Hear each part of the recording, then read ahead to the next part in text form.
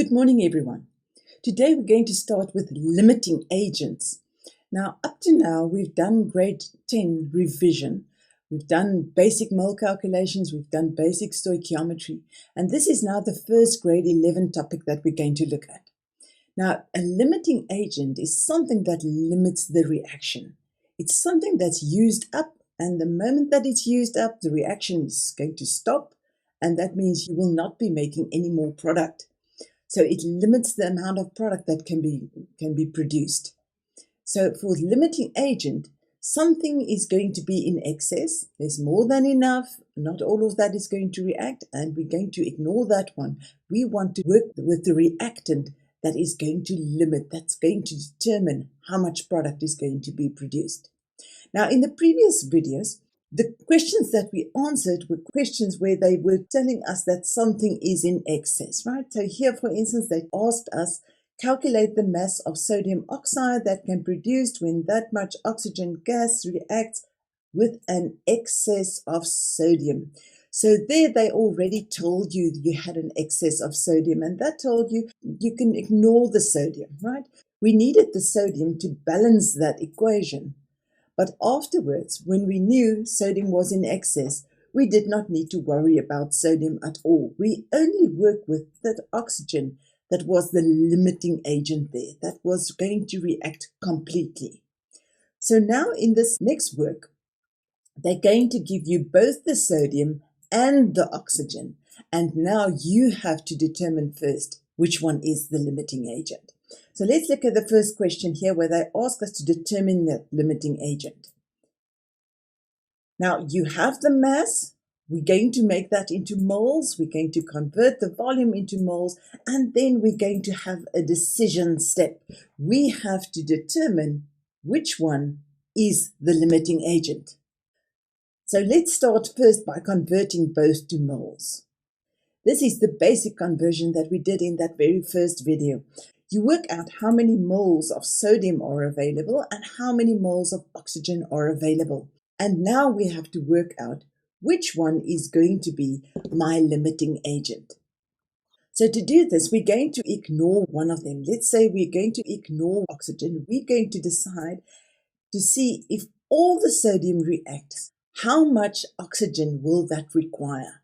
So we're going to work with our ratios. And we say for all the sodium to oxygen, always in the ratio 4:1, according to that equation over there. And then you work out how much oxygen is required for all that sodium to react. And when you get that answer, we're going to compare that is required with what we have available. And here you'll see we have more available than the amount of oxygen that is required. And that immediately tells me oxygen is therefore in excess. I have more than enough. And if oxygen is in excess, then that will tell you sodium is the limiting agent. And in all future calculations, I am going to ignore that oxygen because that is in excess. Right, let's move on to number B. In number B, they ask us to calculate the mass of sodium oxide that can be formed. So we need to determine that mass, and that means we need to work out the moles first.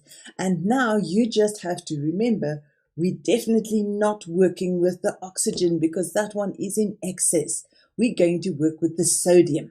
Right, so we start with the sodium and we work from sodium to sodium oxide. According to the equation, 4 moles of sodium will give you 2 moles of sodium oxide.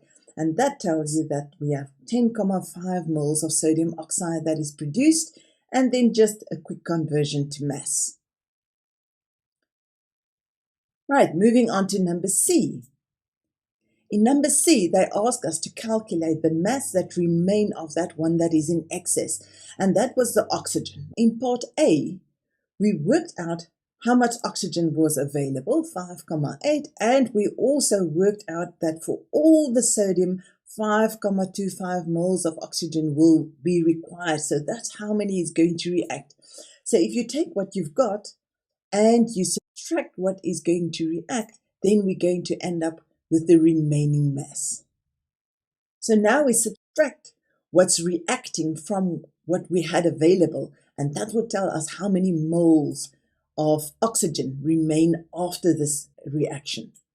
And then a quick conversion to mass. This was the example, and now you can pause this video, do the next 3 questions, and then just come back to see if you've got this right. Now in question 1, they tell you that you've got 100 grams of nitrogen and 20 grams of hydrogen available. They give you the equation, they give you the mass of the sodium, and they give you the mass of the hydrogen, and they ask for the limiting agent.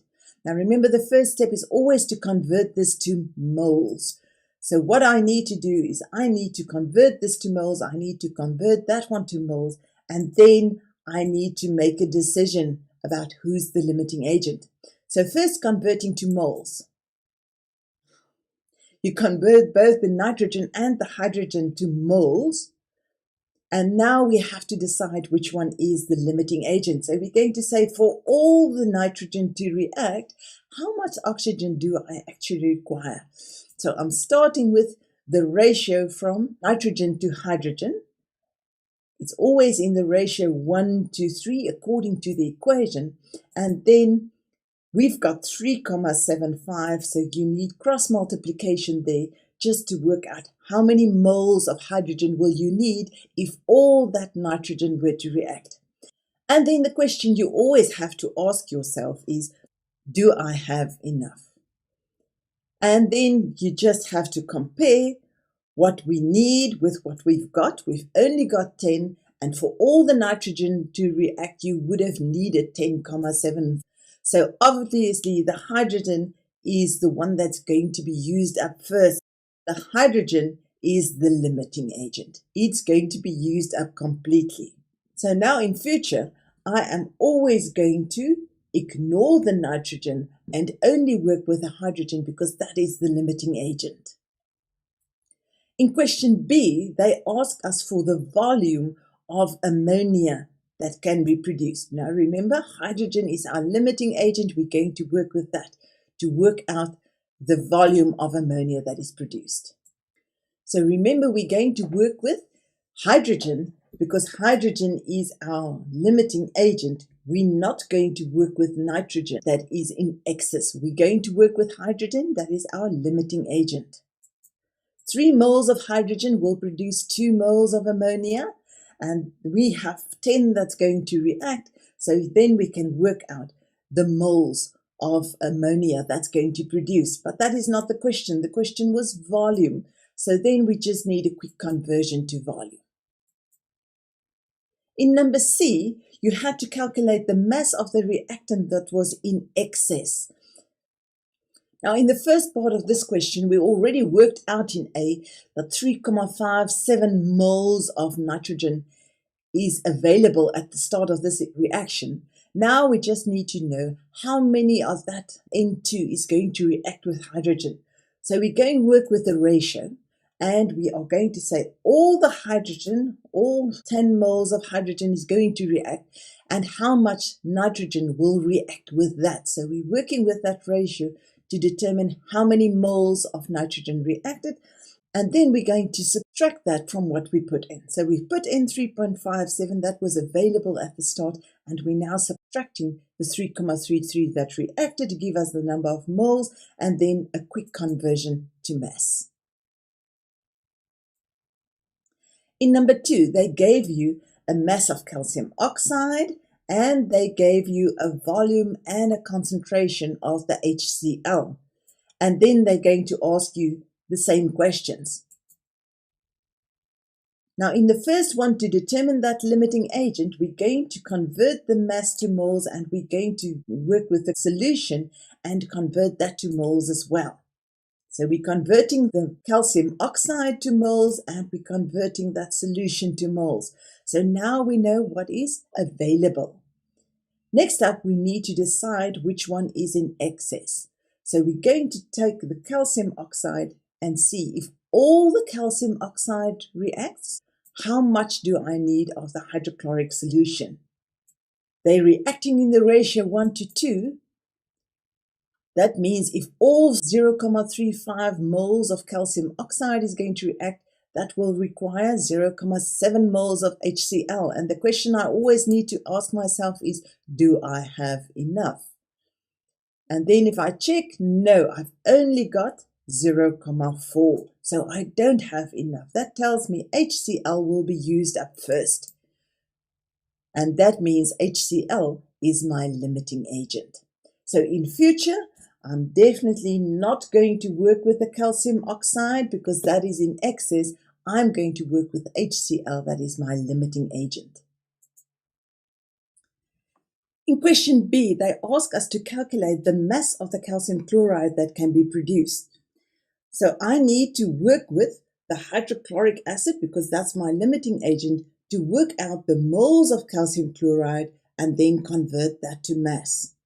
So first off, working with my limiting agent, and that's going to tell me 0.2 moles of the calcium chloride will be produced, and then just converting to mass.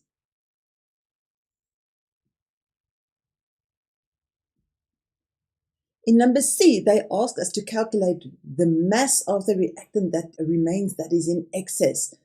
Now remember, in excess, that was the calcium oxide.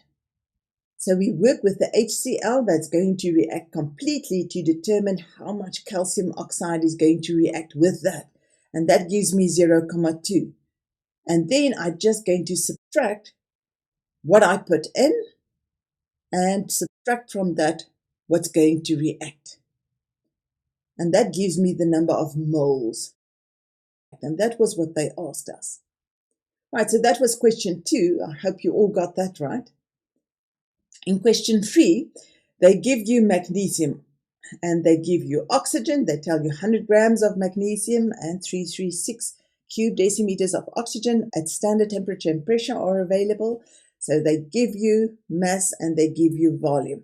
And the first question is determine the limiting agent. Now the first step is definitely converting to moles. So you convert the magnesium and you convert the oxygen. And then we have this decision step. So I'm going to ask, if all the magnesium reacts, how much do I need of the oxygen? So for magnesium to oxygen, they're in the ratio 2:1, according to my equation there, 2:1. So if all this magnesium reacts, which is 4,17, then it means I need 2,085 moles of oxygen. And then the question to ask yourself was always, do I have enough? And yes, I've got 15 and I only need 2. So that tells me oxygen is in excess and magnesium is going to be my limiting agent. In future, we are not going to work with the oxygen because that is in excess. We are going to work with the magnesium, that is our limiting agent. In B, they ask you to calculate the mass of the magnesium oxide that can be produced. So remember, oxygen is in excess. We're going to ignore that one. We're going to work from the magnesium, that is our limiting agent, to determine the number of moles of magnesium oxide. And then we just need a quick conversion for mass. Now in number C, they ask us to calculate how many mole of the reactant in excess will remain unreacted. In A, we've already worked out that we've got 15 moles of oxygen available, and we've already seen that 2,085 is going to react.